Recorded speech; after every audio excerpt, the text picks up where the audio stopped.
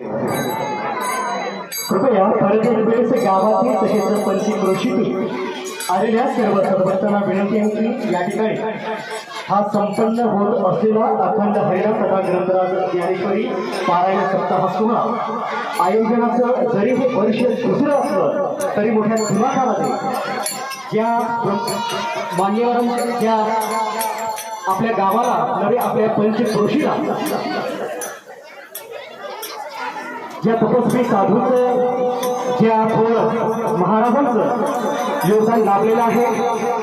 आपल्या सद्गुरू देवजी बाबा अमरपेठ देवस्थानचे हरिभक्त पाय दीपकजी महाराज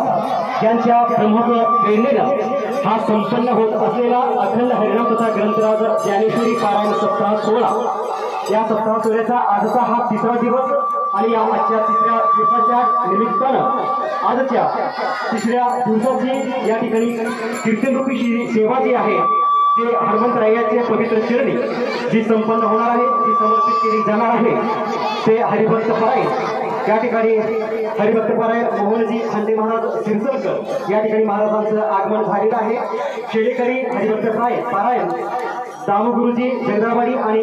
येवते महाराज मळगेवाडी यांना विनंती आहे की आपण व्यासपीठावरती यायचं आहे। या ठिकाणी महाराजांचं आपल्या या मंदिराच्या ठिकाणी आगमन झालेलं आहे।